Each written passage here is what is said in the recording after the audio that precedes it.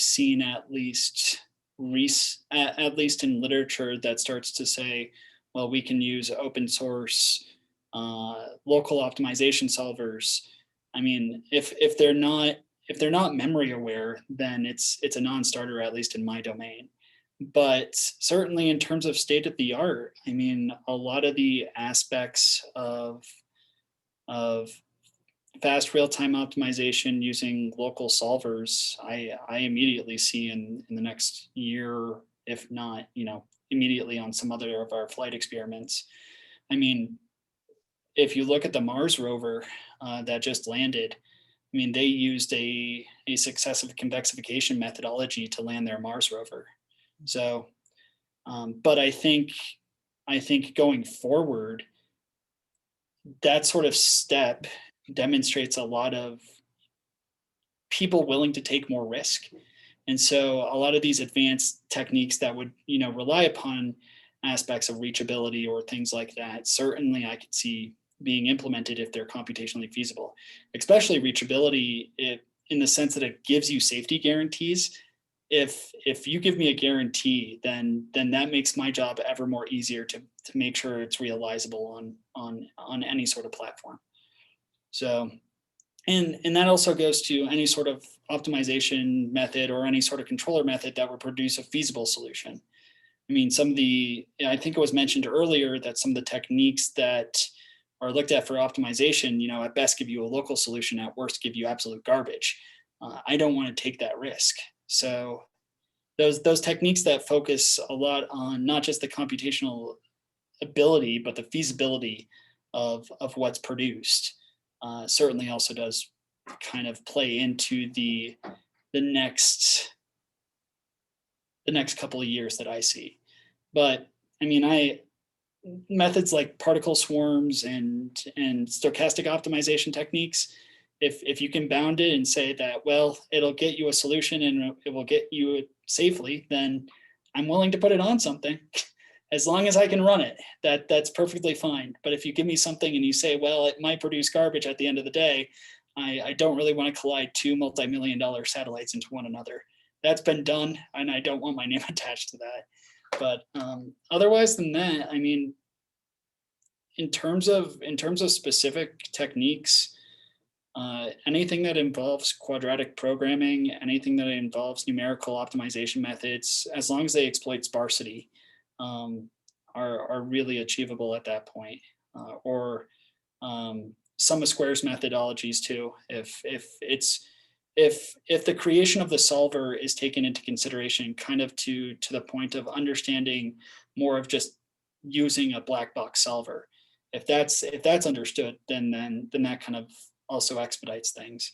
I'm not sure if I answered the question sufficiently or not, but went off an interesting tangent. No, that was very nice. Actually, we had, maybe this is a question for Stan. We had like 3 talks around simplex architecture. And I don't know if actually Air Force using these types of idea to, let's say, to have a safety backup plan in case things go wrong. Do they have such a thing or no?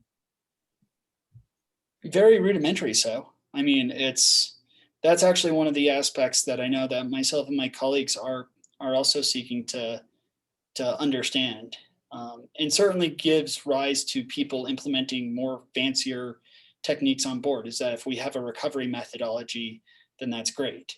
But for satellites, it's pretty much pretty rudimentary automation. As a specific example, if we have a satellite that has a sensor on it that's not supposed to be pointed at the sun, the automatic response is, well, don't point that sensor at the sun and go into a safe mode, and I don't care about the mission. Just stop the mission entirely, which is good from a safety aspect and bad from an everything else standpoint. Because then our mission slips, the mission's ruined, and there's a whole bunch of time wasted in recovery. So certainly aspects, and that goes to the flavor of, I think, runtime assurance as well. Certainly there is an appetite for those techniques that either show safety, but in addition are able to recover in a soft manner. So, and a lot of the techniques that were mentioned during this method during this workshop alluded to, not only could be used for, safe control action, but also could be used for safe mitigation as well. So there's a whole field waiting, at least in the space community, to understand how can I recover softly and not ruin a mission entirely.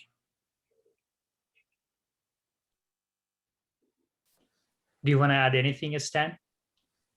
I know there's research on it. So I saw there was a call for proposals. I think they wanted to use a neural network controller for a rejoin operation within the Air Force. As sort of like an experiment, they were looking at different either runtime assurance or simplex-based approaches for doing that, just for evaluation purposes. So they're experimenting in flight tests with it, which I think is the right direction. They're conservative for lots of good reasons. So I don't know how long it'll take to get there. I hope reachability is part of it, but the techniques have to work well. Yeah, my question would be, can we get like what's the killer app for reachability, right? Assume the methods worked perfectly and took 0 time. What could we do then? And that's always like difficult. What demonstration should we show that once we show it's working, then people will say, okay, let's push this forward, let's adapt it. What about a self-driving car? What Matthias is doing? Don't you think that's a good application? That's a good one. It's hard, yeah. I mean, you said it takes 0 seconds to compute. So. Yep. It's a reasonable answer. So are there others we can? So that one's hard to solve, right? So are there, millions of lines of code running a real scenario? It's tricky, and with bad perception, there's the other issue with that. So I have actually one other question. Sorry for asking. If you listen to, I don't know if Alex is here. So this probabilistic guarantee. So is that acceptable for industry? Let's say he computed reachable set, and then he had actually 2-layer probability, 1 layer about accuracy of the reachable set, and the outer layer of, I don't know, what was the outer layer name, Alex? Maybe you should, but. Yeah, it was accuracy and confidence. So it's and confidence, yes. Yeah, so it's like, what's the probability that your probabilistic guarantee is correct? Which I'm aware is a hard sell, especially if you're considering, a Mars lander. But at the very least, at least in most of the sample bounds we find, there's usually only a weak dependence on this confidence probability on the amount of computation you need to do at least. So you can usually set it to be pretty much arbitrarily close to 1. Right, so we're looking at like 1 minus 10 to the minus 9, for instance. So it really is the inner, like the accuracy, that's more important in that case. So it's acceptable for, let's say, Air Force applications. So I will say part of that depends on the general you talk to for the day. Some of them are more accepting than others, but certainly there has been I think in the last 3 or 4 years, at least in my community, the people who make those decisions have gotten a little bit more smarter in understanding basic concepts of stochasticity. And so if you show them a covariance ellipsoid, it's not foreign to them. They actually understand that with that's actually a probabilistic guarantee of, that's where my vehicle is or something like that. And so if you provide a probabilistic guarantee associated with things, I think that, and it's fairly high, I think that's rather strong, as long and is implementable as long as there is recovery and backup plans just in case anything goes wrong with it.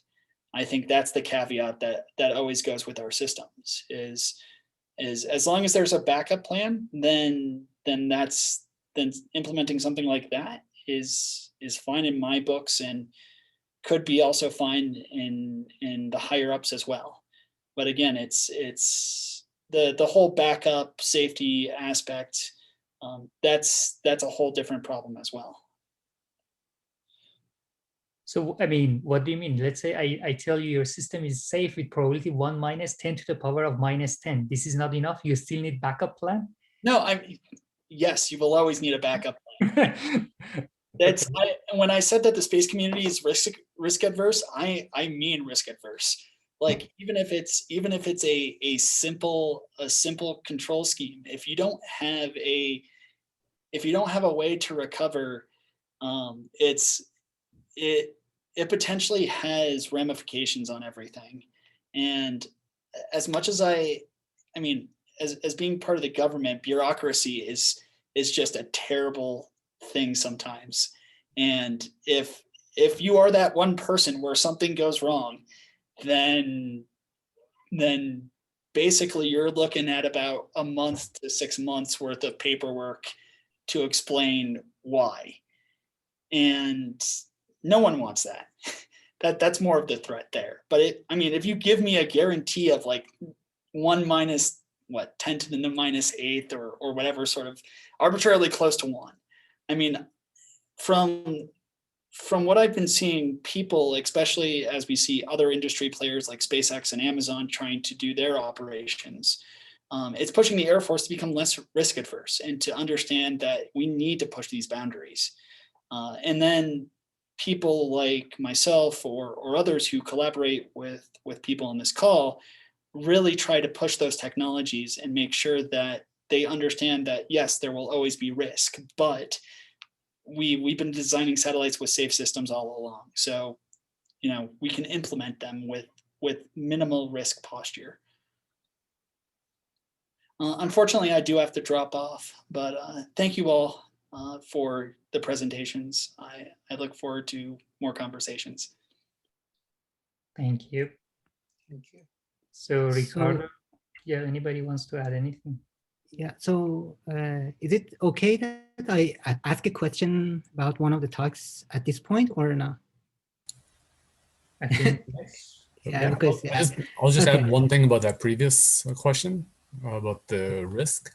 I think it also depends a lot on the application, right? Because some cases you're using, say the risk or the reachability or whatever you might be doing, you're using that as a, some hard safety requirement. But in other cases, for example, like the Guardian case that I talked about this morning, if you have a human interacting with the system, you can actually now use that probabilistic value as a way of giving kind of successive alerts to the human, saying, hey, your risk has reached a certain threshold, be careful. Hey, risk has reached an even higher probability now, be even more careful, right? And so I think there's another interesting aspect there of especially once you pull a human into the loop. Now, risk is not just a safety thing, it's also a way of providing feedback.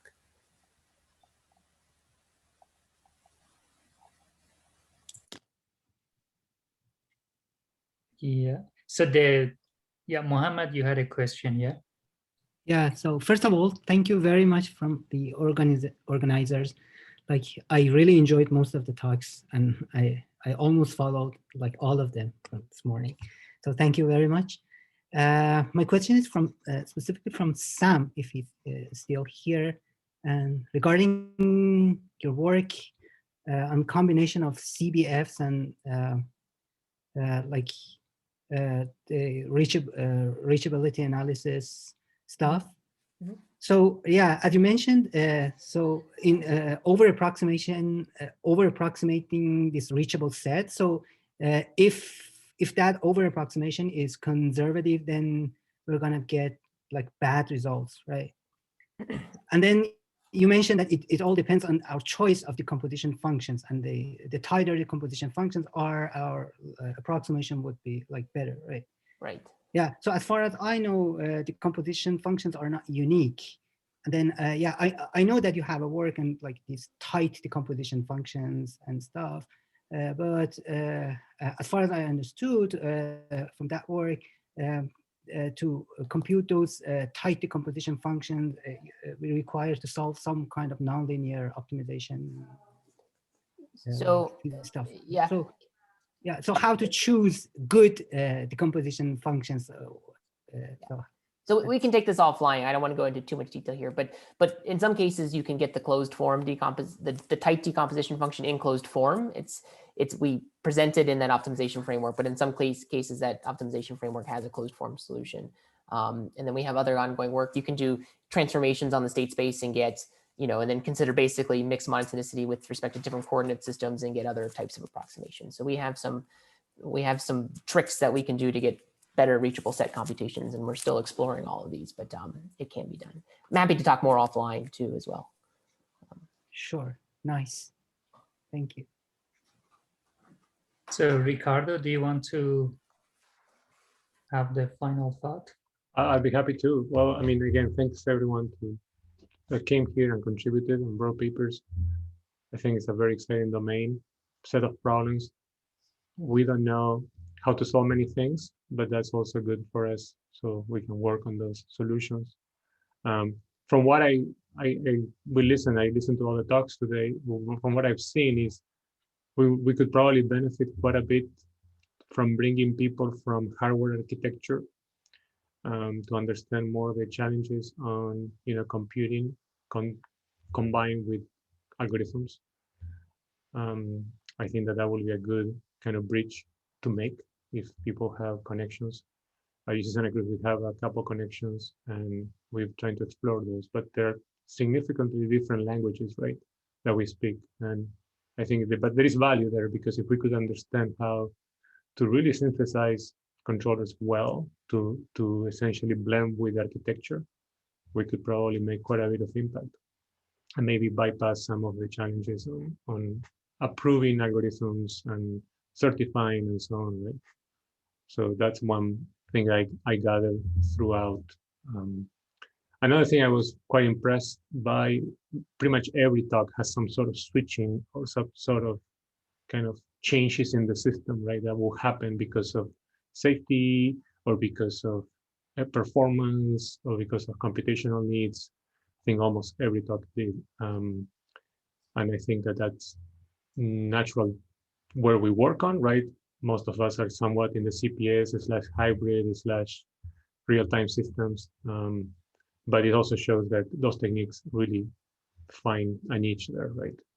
So I think that is very interesting. And again, in closing, I would like to say that if this is a domain that everybody's somewhat interested in, maybe we could consider organizing invited sessions at the upcoming conferences. Maybe one invited session could be interesting to do for the ACC next year. I think there's still time for that. Maybe it's a little short, but something to think about. And if we are passionate, as I saw today, then that could be a good outlet for this growing domain. And I guess this was the first workshop on this topic.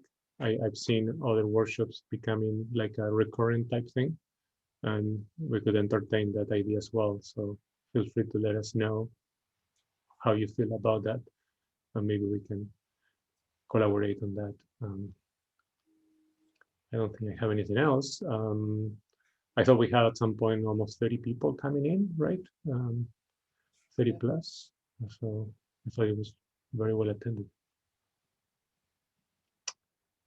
Abhishek, I'll hand it to you. Yeah, I really have. I think you summarized it very nicely. I'm super impressed by the quality of talks and all the topics. We have been discussing about these things for some time, that computation algorithms, and it's great to see there's a community.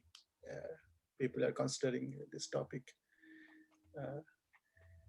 Yeah, so it's great. I mean, I think invited session is a great idea. SSC, CDC, and if even this workshop can become a recurring thing, maybe in as part of the CPS IoT week, that would be also great.